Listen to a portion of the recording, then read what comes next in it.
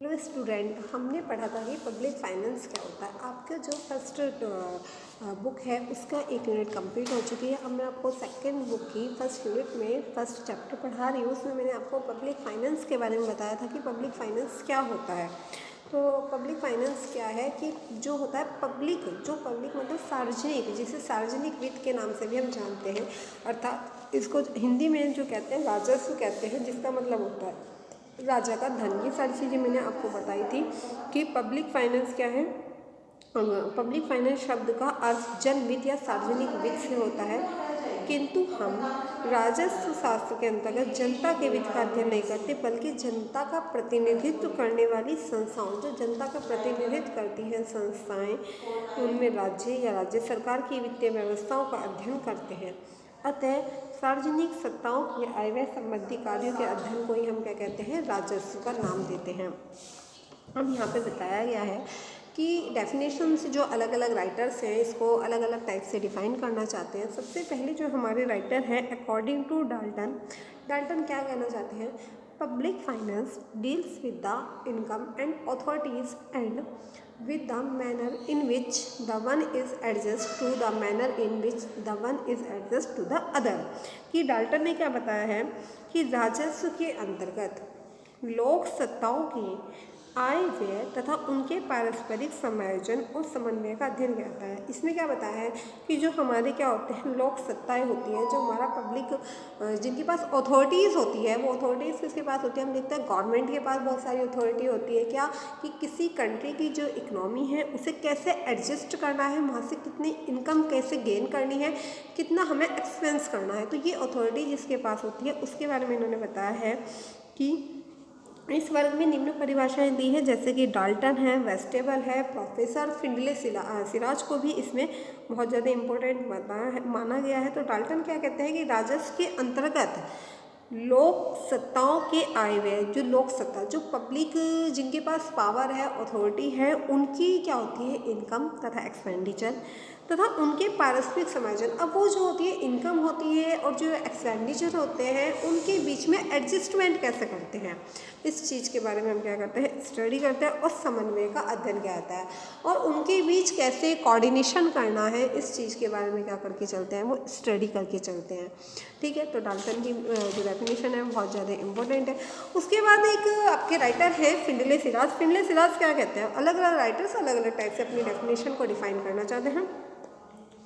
Findlay Siraj ने क्या कहा, the study of the principle underlying the spending and raising of funds by public authorities, कि लोक सत्ताओं द्वारा साधनों की प्राप्ति एवं व्यय से संबंधित सिद्धांतों का। अब ये फिंडले सिराज क्या कहते हैं कि जितने भी हमारे पास रिसोर्सेज है उनकी प्राप्ति हम कैसे की है तथा एक व्यय से संबंधित जितने भी साधन हैं उनका अध्ययन करना ही क्या कहलाता है, राजस्व कहलाता है। कि जो हमें अपनी किसी भी इसको कंट्री को कैसे चलाना है उसके लिए हमें क्या करना पड़ेगा, बहुत सारे जो सोर्सेज हैं वो क्या करने पड़ेंगे, इकट्ठे करने पड़ेंगे, उनकी इनकम करनी पड़ेगी। उसके बाद जो हमारे एक्सपेंडिचर हैं उनसे संबंधित सिद्धांतों का अध्ययन ही क्या कहलाता है, राजस्व कहलाता है। अब हमारे एक राइटर हैं वेस्टेबल, वो क्या कहते हैं, public finance deals with the expenditure and income of public authorities of the state and their mutual relation, as also with the financial administration and control। कि वेस्टेबल ने क्या कहा है कि राजस्व जो होता है लोक सत्ताओं की आय और व्यय, लोक सत्ता मतलब जिसके पास में क्या है, पब्लिक की जो है सत्ता करते हैं, सत्ता मतलब एक तरीके से कंट्रोल करते हैं। पहले क्या होता था, आप लोग देखते थे प्रजा होती थी और राजा होता था।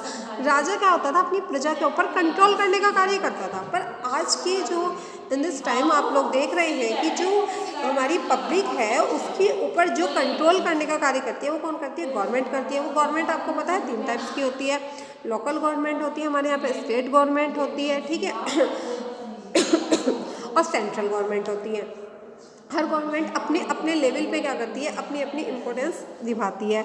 तो अब इसमें ये बताया गया है कि राजस्व जो होता है लोक सत्ताओं के आय और व्यय उनके पारस्परिक संपर्क तथा वित्तीय और प्रशासन नियंत्रण से संबंध रखता है। ये क्या होता है, जो उनके वित्तीय रिलेशंस वगैरह होते हैं कि राजस्व लोक सत्ताओं, वही इसने भी यही बताया है सेम, एक जैसे कि हमारे जो है डाल्टन ने बताया था ऐसे ही बताया है वेस्टेबल ने कि राजस्व जो होता है, जो हमारी क्या होती है गवर्नमेंट के पास जो अथॉरिटीज़ होती है उसमें इनकम और एक्सपेंडिचर, उनके पारस्परिक संपर्क और उनके बीच जो इंटर रिलेशन है तथा उनके फाइनेंशियल एंड एडमिनिस्ट्रेशन कंट्रोल के बारे में क्या करता है, इंटर रिलेशन रखता है।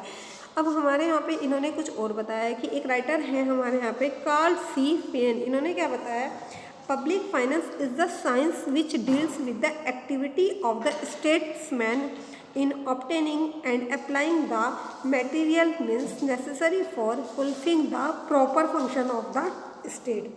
ये क्या करता है कि जितने भी जो हमारी स्टेट होती है उसकी प्रॉपर फंक्शंस कैसे होंगे, कोई स्टेट गवर्नमेंट आती है, लोकल गवर्नमेंट आती है, उनके फंक्शंस कैसे होंगे, वो कैसे किसी कार्य को करेंगे, उन सब के बारे में क्या करता है, ये हमें स्टडी करता है, हमें उसके बारे में एक्सप्लेन करता है। राइटर है हमारे जे.के. मेहता। जे.के. मेहता की जो डेफिनेशंस हैं वो कई बार पूछी जाती है कि ये जो डेफिनेशंस दी है वो किसने दी है, तो उसमें पूछा जाता है public finance then constitute a study of the monetary and credit resources of the state. ये क्या होता है, मॉनेटरी एंड क्रेडिट रिसोर्सेज की स्टडी करता है। ठीक है, तो इसके अलग अलग राइटर्स ने क्या करा है, इसको अलग अलग टाइप से डिफाइन किया है। अब हमारे यहाँ पे कुछ स्कोप बताए गए हैं कि जो पब्लिक फाइनेंस होता है उसके कुछ स्कोप होते हैं। ठीक है, स्कोप कह सकते हैं आप इसको, या इसकी राजस्व का क्षेत्र कह सकते हैं, विषय सामग्री भी बोलते हैं। इसमें आपके 6 स्कोप के बारे में बताया गया है। फर्स्ट है हमारा कि पब्लिक एक्सपेंडिचर क्या होता है, ये आप इसमें पूरे का पूरा जो जब पब्लिक फाइनेंस स्टडी करेंगे तो उसमें पढ़ेंगे कि हमारा पब्लिक एक्सपेंडिचर क्या होता है। उसके बाद देन आप पढ़ेंगे कि हमारा पब्लिक रिवेन्यू क्या होता है, हम कैसे कैसे पब्लिक रिवेन्यू को एक्सेप्ट करते हैं या प्राप्त करते हैं, वो सारी चीज़ें आप इसमें पढ़ेंगे। फिर आप पढ़ेंगे कि पब्लिक डेब्ट क्या होता है, जिसको हम क्या कहते हैं, सार्वजनिक ऋण के नाम से भी जानते हैं।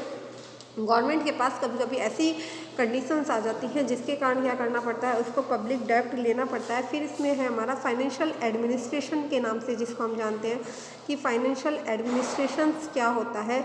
इसमें हमारा जो होता है, जो वित्तीय जो व्यवस्था होती है, जो प्रशासन होता है, वो किसके हाथ में होता है, कैसे उसको कंट्रोल किया जाता है, उसकी कौन कौन सी लिमिट होती है, कौन कौन से उसके वर्क होते हैं, ये सारी स्टडी करेंगे आप। फिर है हमारा इकोनॉमिक स्टेबलाइजेशन, की इकोनॉमी जो है, अर्थव्यवस्था है, उसको स्टेबल कैसे करना है आपको, उसके लिए आपको कौन कौन से रूल्स एंड रेगुलेशंस बनाने होंगे। फिर है फेडरल फाइनेंस, की फेडरल फाइनेंस में आपको फाइनेंस से रिलेटेड काफ़ी सारी चीज़ें पढ़ेंगी कि वित्त क्या होता है, कैसी इसमें इकोनॉमिक्स में इसकी इंपॉर्टेंस होती है, ये सारी चीज़ें आप इसके बारे में स्टडी करेंगे। तो सबसे पहले हम देखते हैं कि पब्लिक एक्सपेंडिचर क्या होता है। पब्लिक एक्सपेंडिचर क्या होता है, जो जनता के द्वारा इकट्ठा किया हुआ धन होता है उसको हम क्या कहते हैं, पब्लिक एक्सपेंडिचर के नाम देते हैं। ठीक है, इसमें क्या हो सकता है कि गवर्नमेंट क्या करती है, कुछ अपना बजट बनाती है और उस बजट में से क्या करती है, कुछ उसकी इनकम होती है, कुछ उसके एक्सपेंडिचर होते हैं। तो वो क्या करती है, कुछ जो खर्चे होते हैं वो पब्लिक के ऊपर क्या करती है, पब्लिक के लिए करती है। उसमें एक बजट की प्लानिंग की जाती है, वो आपको जैसे फैब में प्रेजेंट किया जाता है, देखा जाता है कि कौन से खर्चे हमारे क्या है, नेसेसरी है, जिन्हें हमें करना ही होगा। और क्योंकि हमारी जो बॉन्ड्स होती हैं वो अनलिमिटेड होती हैं, उसमें से हमें क्या करना पड़ता है, कुछ बॉन्ड्स को रखना पड़ता है और कुछ को छोड़ना पड़ता है। तो जो बॉन्ड्स लगता है गवर्नमेंट को कि ये हमारे लिए ज़रूरी है तो उन खर्चों को वह करती है, और जो बॉन्ड्स से लगता है कि ये हमारे लिए नहीं ज़रूरी है तो उनको छोड़ देती है। तो पब्लिक एक्सपेंडिचर में हम क्या देखते हैं कि गवर्नमेंट ने क्या करा है, कितना खर्चा किया है पब्लिक के ऊपर। ठीक है, उसमें वो क्या कर सकती है पब्लिक एक्सपेंडिचर में कि लोगों के लिए सर्विस प्रोवाइड करती है, जैसे कि गवर्नमेंट बसेस की सर्विस प्रोवाइड करती है कि यहाँ से यहाँ तक जाएंगी, उसके बदले में आपसे वो एक फ़ीस लेगी। ठीक है, उसके बाद साथ साथ वो आपके लिए क्या कर सकती है, किसी पार्कों को बनवा सकती है कि वहाँ पे लोगों के लिए सिटिंग अरेंजमेंट अच्छी तरह से हो जाए बैठने के लिए। ठीक है, या अदर कुछ फैसिलिटीज़ कर सकती है, जैसे कि रोड पे आपको देखते हैं कि फुटपाथ की एक फैसिलिटी मिलती है कि पैदल वाले एक तरफ चलेंगे।